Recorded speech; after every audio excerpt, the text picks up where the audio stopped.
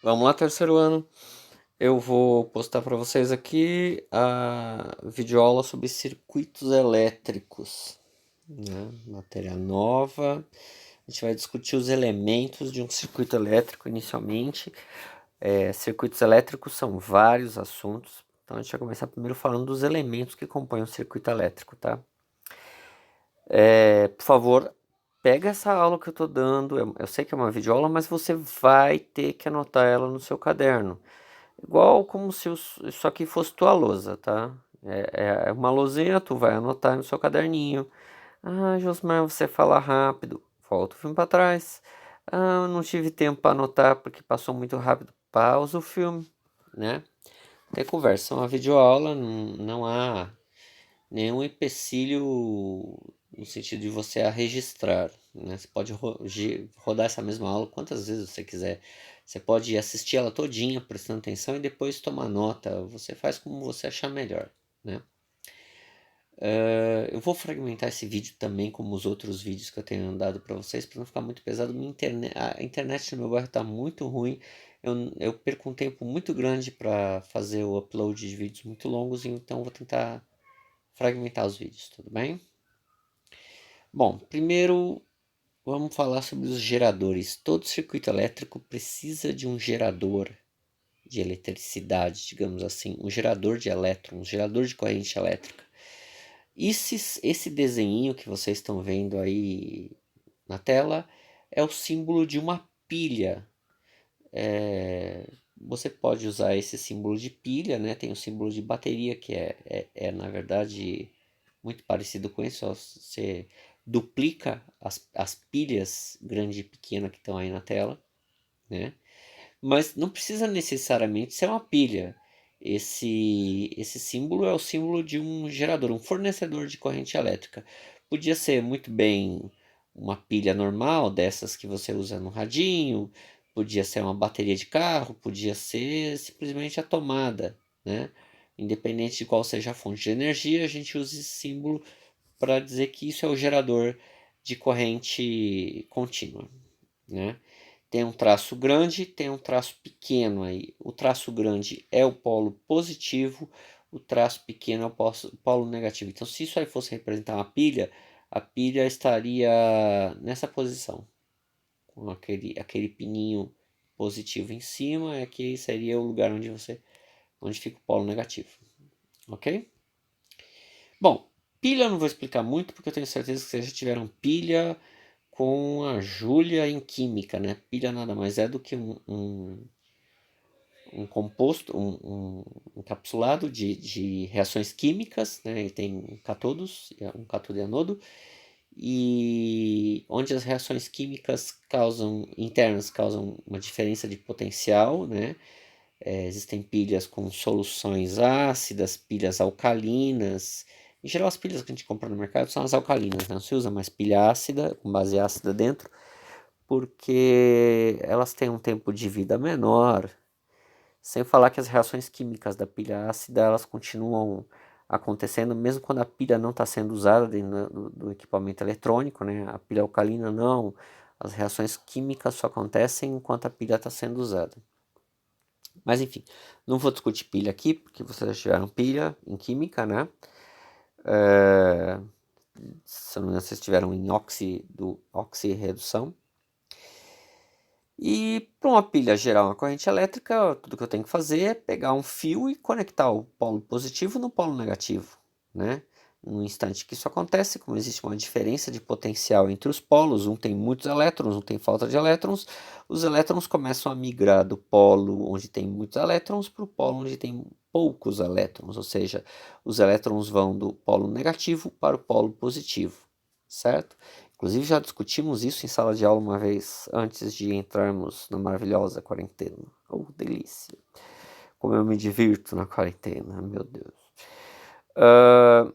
E também já discutimos que corrente elétrica foi definida, o seu sentido muito antes de saber de que lado o elétron vai para que lado o elétron vem. E aí, por uma chacota do destino, a corrente elétrica foi definida com sentido contrário da dos elétrons, ou seja, a gente definiu, a gente não, porque eu não defini nada disso, foi definido há muito tempo atrás, quase um século atrás, que a corrente elétrica sai do polo positivo para o polo negativo. Portanto, a corrente vai no sentido contrário dos elétrons, tá? Claro que isso não interfere absolutamente nada na resolução dos problemas de circuito elétrico, tá?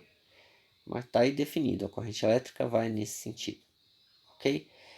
Bom, o desenho que vocês tinham antes, que é esse daqui, difere desse por um detalhe. Tem uma geringoncinha fazendo zigue-zague ali. Quando você põe um fio ligando o polo positivo ao polo negativo de uma pilha, você tem um curto-circuito. Ou seja, em tese, os elétrons vão seguir sem nada que lhes opõe a passagem de um polo a outro. Tá? Na prática, isso não é bem verdade. Mas vamos fingir que isso é um curto-circuito e, portanto, não há uma resistência. Os elétrons vão seguir direto de um polo para o outro.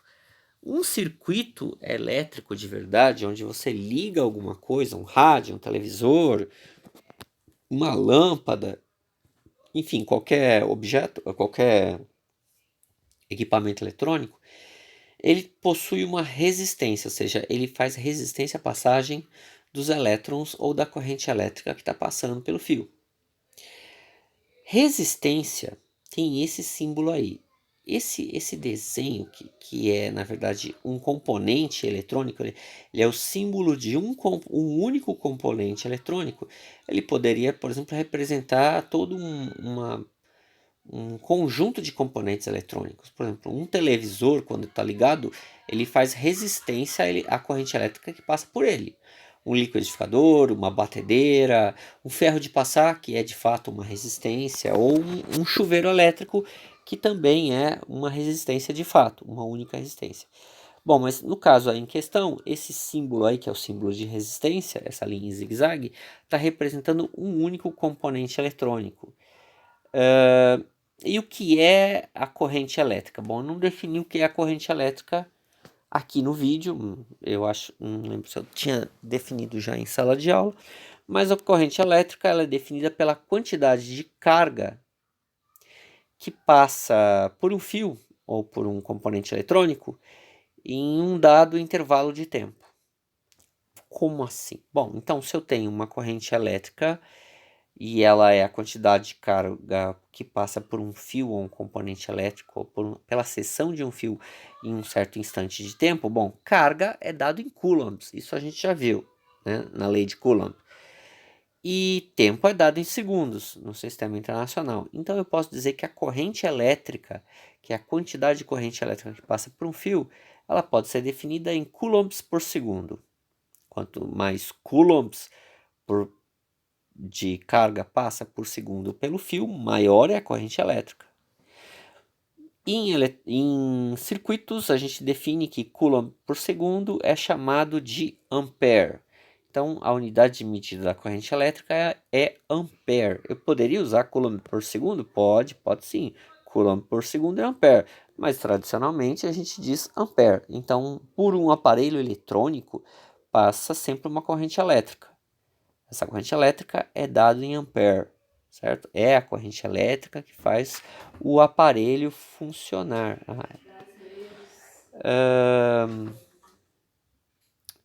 Bom, suponho que eu tenho um fio aí. Esse meu fio tem um começo, tem um fim, mas eu estou analisando só esse pedaço de fio aqui que eu estou observando, né? Estou supondo que a corrente I, essa daqui, ó, essa daqui, que passa por esse fio tem o valor de 10 amperes. Bom, o que isso significa? Bom, se a corrente elétrica é a quantidade de carga que passa por um fio por um segundo, então se essa corrente elétrica é de 10 amperes, isso significa que tem 10 coulombs de carga passando por segundo por este fio, certo? Tá aí, então, o que é a corrente elétrica? Bom, se cada elétron tem uma quantidade de carga em coulombs, que a gente já viu que o elétron tem uma carga básica, no caso 1,6, mais ou menos, aproximadamente, vezes 10 a menos 19 coulombs de carga tem um elétron. Bom, se você pegar então esse valor e dividir por 10, que é a carga, ou melhor, de pegar esses 10 coulombs que eu tenho passando de carga no fio e dividir pela carga básica de um elétron, eu vou descobrir que estão passando em 1 segundo 6,25 vezes 10 a 19 elétrons no fio, se esta for a corrente elétrica. Bom, quanto que é isso? É mais ou menos aí, ó, puxar a canetinha aqui, 1000, milhão, bilhão, trilhão, quatrilhão, quintilhão, são 62 quintilhões de elétrons, mais que isso, 62 quintilhões e 500 quatrilhões de elétrons passando por esse fio em apenas 1 segundo. Isso é muito elétron, elétron a dar com pau. Muito bem. Então, já sei o que é a corrente elétrica. A corrente elétrica é esse fluxo, é uma coisa causada por esse fluxo imenso de elétrons passando por um fio, certo? A resistência, a gente já vê mais para frente, é a capacidade que uma peça, um componente, um aparelho ou um circuito tem de fazer oposição à passagem, ele dificulta, ele causa uma dificuldade à passagem destes elétrons pelo fio.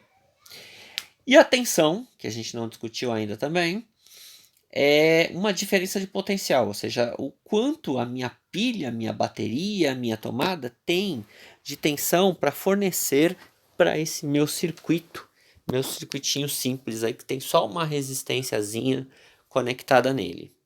Bom, tensão eu posso definir como sendo a variação de energia que está sendo dada para cada carga que eu tenho aí no meu circuito. Então, é a variação de energia dividido pela carga que passa aí pelo meu circuito. Bom, energia é dado em joules e carga a gente sabe que é dado em coulombs. Então, tensão é joule por coulomb. Na prática, a gente simplifica isso e chama isso de volt. Né? Volta, em homenagem a Volta, que foi o criador da pilha, a primeira pilha. Aquela famosa pilha que foi feita com, na verdade era uma pilha mesmo, né, de discos de metal com tecidos embebidos em substâncias ácidas entre as diferentes chapas de metal que causavam uma diferença de potencial. Então o metal tinha facilidade de doar elétrons, outro tinha facilidade de receber elétrons, e aí isso criava uma diferença de potencial, que foi a primeira pilha construída. Quem construiu foi Volta, né? Então, em homenagem à Volta, joule por coulomb, que é a unidade medida de tensão, é volt. Muito bem. Suponha que essa minha pilha, essa minha bateria, seja uma bateria de 12 volts. Bom, se a bateria é de 12 volts e eu sei que a tensão é a variação de energia em função da carga, então eu poderia dizer que para cada coulomb, para cada 1 coulomb de carga fornecida aí pela minha pilha, opa, virou de cabeça para baixo, defeitos técnicos, eu estou colocando 12 joules de energia em cada 1 coulomb dessa minha carga. Espera aí, todo mundo está percebendo. Eu estou pondo meu gato para dentro, tirando ele da friaca. O maledeto. Deixa eu ver quanto tempo de vídeo eu já tenho. Quanto? 13 minutinhos. Ok. Resistência, eu vou voltar a falar da resistência no próximo vídeo. Vou parar aqui um pouquinho, só para o vídeo não ficar muito longo e não ficar muito pesado na hora de fazer o upload, ok?